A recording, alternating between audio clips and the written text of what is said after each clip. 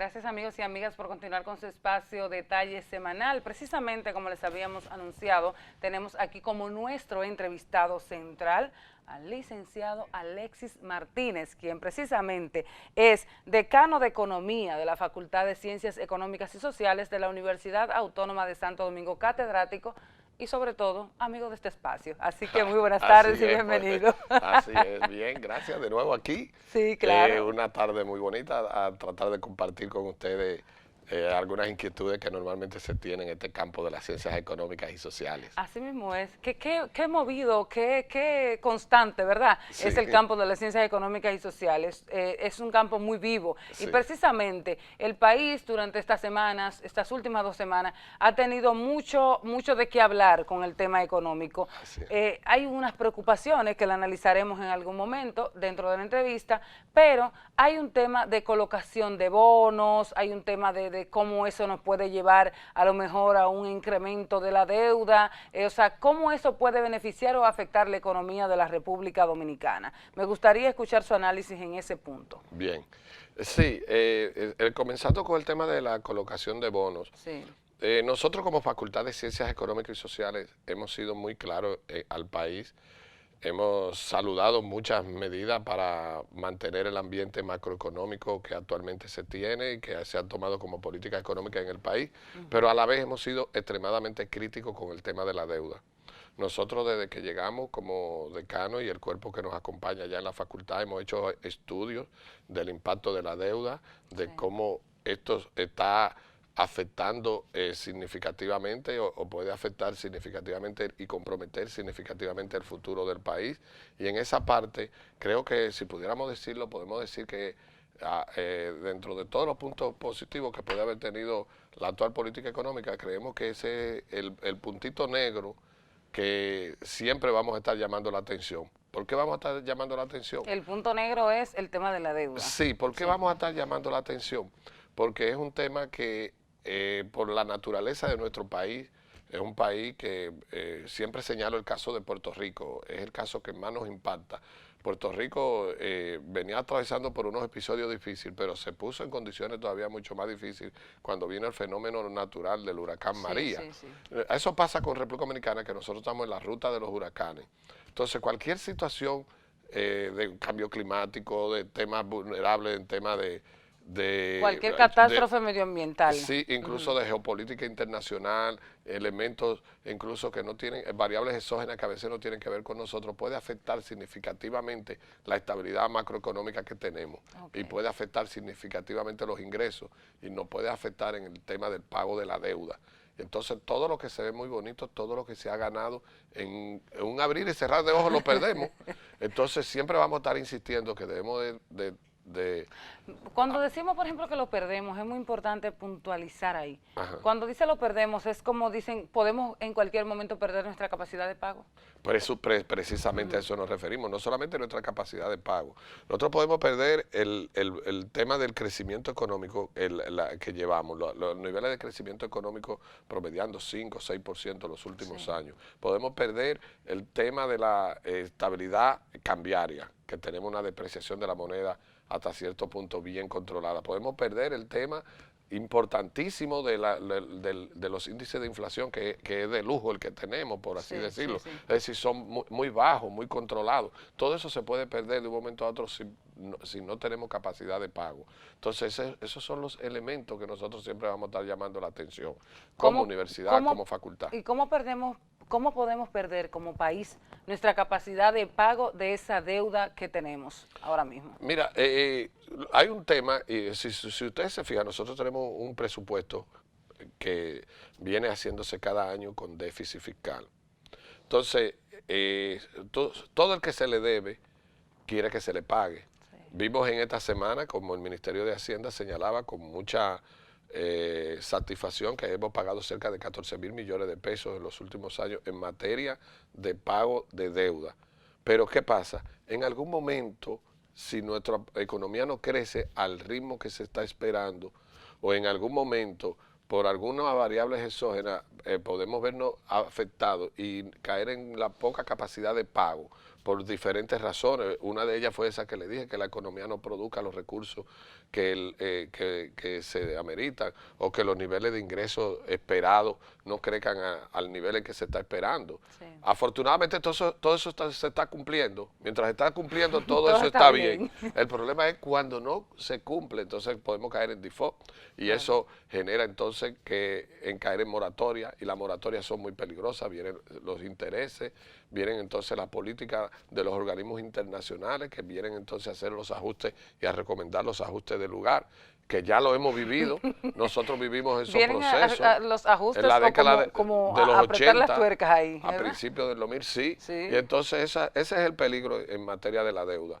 Nosotros siempre, y lo hicimos en una publicación que hicimos, una investigación a través del Instituto el Instituto de Investigaciones Socioeconómicas de nuestra facultad, sí, y vaticinamos que incluso no vemos muy halagüeño que la economía siga creciendo al 7%.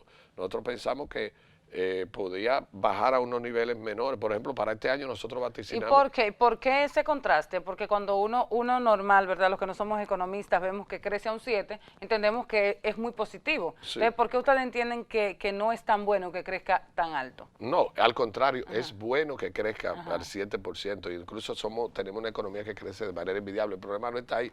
El problema es que creció un 7, pero ni siquiera el Banco Central lo vaticinó.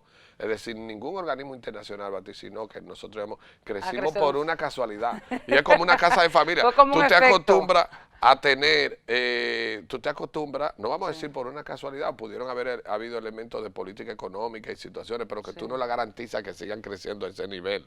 Y es como una casa de familia. Siempre te pongo yo en el caso de una casa de familia. Vamos allá. Tú estás creciendo, tú estás teniendo unos ingresos y con esos ingresos tú coges un crédito, pero tú no sabes si mañana, vamos a suponer, tú eres vendedora y estás obteniendo comisiones, pero tú no tienes la certeza de que el próximo año tú vas a tener esos mismos niveles de ingresos. No. Tú tienes que tener algo con que cubrirte para tú saber si ante una baja en esos ingresos tú vas a poder pagar esas deudas. Claro. Y eso es lo que está ocurriendo. Nosotros crecimos un 7, pero ¿quién dice que nosotros vamos a crecer un 7? Ojalá así sea. Claro. Pero ni siquiera los organismos internacionales, ni la CEPAL, todo vaticina que vamos a crecer.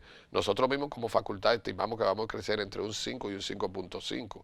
Entonces, eso quiere decir que va a haber una merma, una baja, una reducción en los niveles de crecimiento, que aún siendo positivo, aún siendo bueno, no nos va a garantizar que vamos a crecer con los mismos niveles para hacerle frente a deuda futura también. Ok, perfecto. Cuando hablamos, por ejemplo, ahí que ya vemos los bonos, la colocación de esos bonos, o sea, ¿hasta dónde esos bonos pueden representar? Y uno se impacta mucho porque cuando el gobierno coloca los bonos, quiere sacar unos titulares como que, bueno, que la tasa, o sea, quiere sacarle como el lado positivo, pero no siempre, lamentablemente, la gente puede comprárselo. O sea, ¿qué de positivo tiene en la evaluación económica del Estado el tema de esa colocación de esos bonos? Tiene dos elementos positivos. Lo primero es que recuerden que hicimos un presupuesto con déficit fiscal y ese presupuesto se contempló que se iba a conseguir por financiamiento. En este caso, una parte externo en dólares y otra parte interno. Entonces, ¿qué ocurre? Primero, cuando no se consigue el financiamiento y en las condiciones que se quiere, eso ya trae cierto desajuste en el presupuesto. Entonces, ya se asegura que se va a cubrir el déficit. Esa es una de las partes positivas de la colocación de los bonos. La otra parte positiva de la colocación de los bonos es que se consiguieron en condiciones muy buenas desde el punto de vista de la negociación que se hicieron. Pero tiene la parte negativa, que ahí es donde entra la academia. La academia entra siempre en esa parte crítica. ¿Cuál es la parte crítica? Siempre está en deuda. Y todo lo que es deuda, siempre al final usted tiene que pensar que algún problema se le puede presentar en el camino. Esa es la primera parte. Eso es importante. Y la segunda, dígame la segunda. La calidad del gasto de esa deuda. Okay. La calidad del gasto de esa deuda. Sabes que estamos en el tema del desarrollo sostenible, la Estrategia Nacional de Desarrollo, tenemos una agenda. Los países tienen que rendir informes de cómo vamos caminando hacia la reducción de las inequidades y las desigualdades. Entonces, cuando nosotros pasemos balance, ahí es que vamos a ver qué tan positivo han sido esos endeudamientos.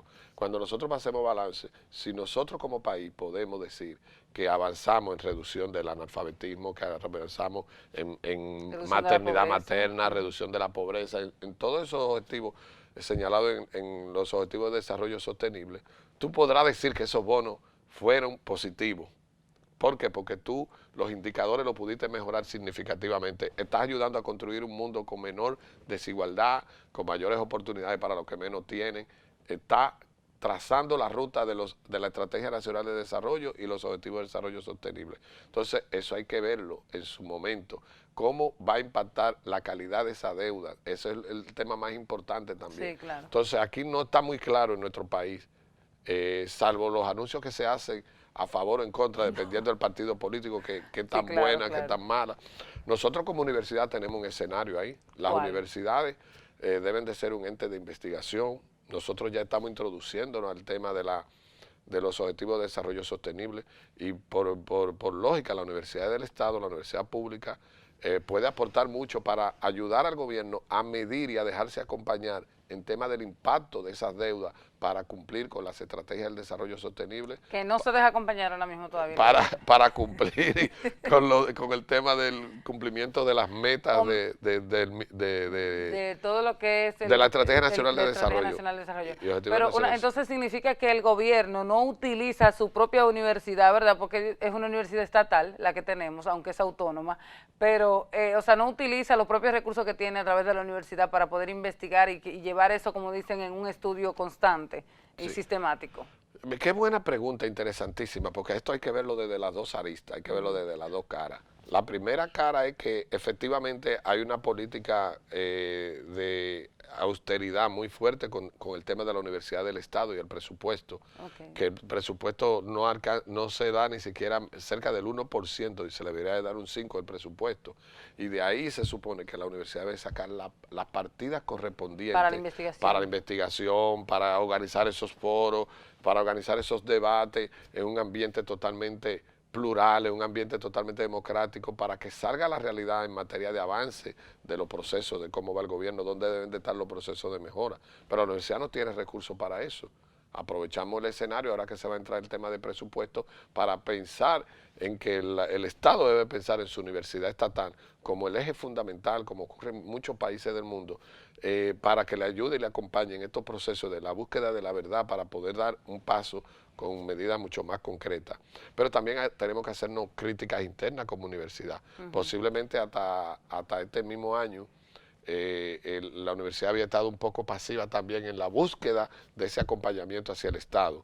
Claro. Pero ahora la universidad, por ejemplo, la señora rectora y el Consejo Universitario determinó que este era el año de la universidad, lo decretó año universidad, Estado, sociedad. Qué donde bien. También dice que la universidad debe ser responsable de buscar ese acompañamiento a las instituciones del Estado. Y por eso tú ves que nosotros tenemos una carpeta inmensa, que ahorita te podemos dar detalles, de proyectos que estamos haciendo, coayudando al Estado dominicano, un rol que no se estaba jugando a cabalidad. O sea, que la universidad de su parte está haciendo lo que tenemos unos proyectos súper interesantísimos, por ejemplo, con el Ministerio de la Mujer, con el Ministerio de Educación. ¿Para investigaciones? Investigaciones y no solamente investigaciones, asesoría, formación, la Dirección General de Aduana, el Instituto de Administración Pública, el Ministerio de Administración Pública, con el Ministerio de Industria y Comercio en el tema de las pymes. Te puedo dar ahorita varios detalles de cómo ya la universidad... Sí, de cuáles de esos análisis ya tienen un poco más avanzado y podrían ir dando, ¿verdad?, algunos datos aquí como primicia en nuestro programa. Así mismo es, así mismo Eso es así. Entonces me interesaría saber el tema. Precisamente el presidente de la República durante esta semana estuvo representando a la República Dominicana en la reunión del SICA, que es el sistema para Centroamérica y el Caribe, ¿verdad? Entonces, cuando vemos ahí, y América Latina creo que es, ¿verdad? Centroamérica y América Latina. Sí. Eso es. Entonces, cuando vemos, por ejemplo, esa participación de él allá, él habla precisamente de cómo ha reducido el tema de la pobreza, cómo ha reducido la desigualdad social y todo eso. Parece que si la universidad no tiene todos los datos, de alguna manera el presidente se ha autogestionado, sí tener estadísticas o sí tener algunos datos puntuales que le dicen a él de que su gestión y su administración, que ya va a cumplir, va por los 7 años, va a entrar en su 8º año, cerrando un segundo periodo de mandato consecutivo, ha logrado un tema de bajar los niveles de desigualdad.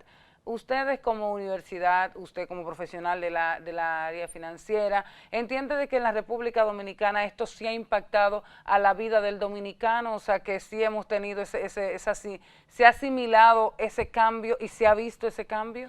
Nosotros vemos esto desde un punto de vista práctico. Nosotros creemos que han habido reducciones de las desigualdades y de la pobreza. Ahora creemos que no lo han habido en el nivel en que debería de darse, ni cerca del nivel. Han habido algunos avances. Y lo otro caso delicado es, y lo acabó de externar el mismo presidente de la República a propósito de su visita internacional, el pasado miércoles, cuando señaló que uno de los grandes problemas que tenemos como país es el tema de la vulnerabilidad. Entonces, de nada vale que tú avances en la reducción de la pobreza, en mitigar y sacar personas de un estrato social, cuando hay un proceso y un tema de vulnerabilidad permanente que decíamos ahorita, cuando decíamos los temas climáticos y problemas que se pueden presentar en una economía de un momento a otro. Entonces, nosotros tenemos que generar una reducción de la desigualdad, pero sostenible. No puede ser nunca una reducción a expensas de que cualquier situación se lleve de nuevo. Siempre yo digo y decía a un amigo comunicador, tú enfrentas las desigualdades, reduce la pobreza, pero una simple lluvia te la arrebata y te pone al descubierto otras que están ocultas. Exacto. Entonces es un tema también de vulnerabilidad, es un tema de que no estamos en el nivel en que estamos. ¿Cómo vamos a hablar de que hemos combatido duramente la pobreza cuando los salarios mínimos de la República Dominicana, no sé si viste en la prensa el artículo del propio Andy Dajuárez, donde él mismo señala que en el año nosotros tenemos salarios de los años 70, de 40 años atrás, por debajo. Entonces, no hemos avanzado cuando los salarios mínimos todavía están a esos niveles. No hemos avanzado en los niveles que se debería. Cuando una economía ha crecido cerca de un 228%, 230%. De los 70 hacia acá. Entonces, los recursos se están quedando, a propósito de desigualdad, se están quedando en el capital, no se están quedando en las personas más desposeídas. Entonces, ahí hay un tema fuerte, hay un tema serio. Es decir, han habido avances en algunas áreas, por ejemplo, nosotros podemos decir que en sectores importantes como el área de la educación se están invirtiendo el tema del 4%, pero todavía nosotros tenemos mucho tema de desigualdad y de inequidad en el tema de la salud. Nosotros tenemos que trabajar mucho seriamente el tema de la vivienda, donde todavía tenemos cantidad de familias hacinadas. Nosotros como país necesitamos trabajar en muchos temas de interés para nosotros poder decir que hemos avanzado en los niveles que el crecimiento de esta economía ha venido reflejando. Y entonces cuando hablamos, por ejemplo, del salario, ahora mismo hay un debate, yo diría que un tranque, entre yo en mi corta edad siempre he visto como el mismo drama, entre yo pido un 20, me dan un 10, y precisamente parece volver a estar en el mismo momento, o sea, en la misma crisis, por más que plantean, o sea, al final no se crece más, no se le da más de un 10%. O sea, ¿cómo vamos ahí con esa correlación empresarios y sector laboral, realmente? Muy bueno. Vimos que pensábamos que se iba a llegar a un acuerdo esta semana que pasó, esta semana que está transcurriendo. Con el famoso 10, de 10 a 15. Mire, yo creo que el tema del 10 al 15 no creo que vaya a resolver ningún tipo de situación. Yo creo que si se va a hacer alguna excepción, debería de ser con el tema de las pymes. Pero eso debe de hacerse después de la discusión de esta etapa, debe de sincerizarse el proceso. ¿Ustedes entonces entienden que primero debe entrar en un proceso de incremento de salarios y luego en un proceso de negociación, de clasificación de las empresas? Exacto. Mire, yo creo que debemos de hacer más o menos con el esquema actual, trabajar con el esquema actual, aunque a las pymes se le dé un tratamiento preferencial, pero con el esquema actual, no con el esquema que se propone de que se actualice la nueva, desde el punto de vista del Comité Nacional de Salario, que se actualice allá la nueva escala. Nosotros hicimos un estudio a propósito de eso como universidad donde cuando estábamos estudiando el tema del crecimiento de la economía y donde nos dimos cuenta que nuestra economía soporta sin problema ninguno, como Facultad de Ciencias Económicas y Sociales, nuestras áreas económicas, soporta un aumento salarial de un 20%, normal, aunque se pudiera sentarse y hacer algunas excepciones con el caso de las pymes que necesitan generar mayores competitividad. Pero con el esquema actual... ¿Ustedes entienden que el 20% debería ser el número que debe rondar? Por ahí debe de andar 18, 20%, para recuperar un poco esa deuda social que tenemos con el salario y para recuperar un poco esa avalancha que ha tenido el tema de los recursos, que vuelvo y repito, lo señaló muy bien y coincidimos nosotros con eso en su artículo, Andy Juárez, de que se recupere un poco esa deuda social en materia salarial. ¿Y no tendría ningún impacto si al final cabo se aprueba el famoso 10% que se estaba proponiendo? Mire, el impacto que más le preocupa normalmente al gobierno, es el impacto en la estabilidad económica que genere problemas inflacionarios. Y lo que hemos visto, el salario pudiera generar quizá un mayor crecimiento de la economía, un mayor dinamismo, Sí. eso es La importante. gente tiene más capacidad mayor capacidad, de gasto, de pero compra. también pudiera generar también algo interesante, y es que, y esto sí lo hemos visto, que cuando usted aumenta el salario en estos países de América Latina, el tabú que había antes era que podía generar un efecto inflacionario. Y nosotros que estamos mirando la política económica del gobierno, en este caso las declaraciones del Banco Central, siempre han estado afinadas a que se debe de aumentar los salarios. Y Sí, no es verdad que ellos siempre lo piden, pero... Y no es verdad que el Banco Central, que ha sido tan celoso, Sí. esos son casos atípicos, Sí. que con el tema de la estabilidad de los precios, va a querer Y generar un aumento del salarial control de ese dólar ahí. y que le genere entonces una inflación. Se supone que eso está muy calculado y Es posible. se sabe que de antemano, o se espera que de antemano eso no genere el principal problema, que es el famoso problema inflacionario que pudiera generar. Y parece que eso está bajo control, porque de no ser así, el Banco Central no estuviese diciendo ni insistiendo varias veces que se necesita un aumento salarial importante.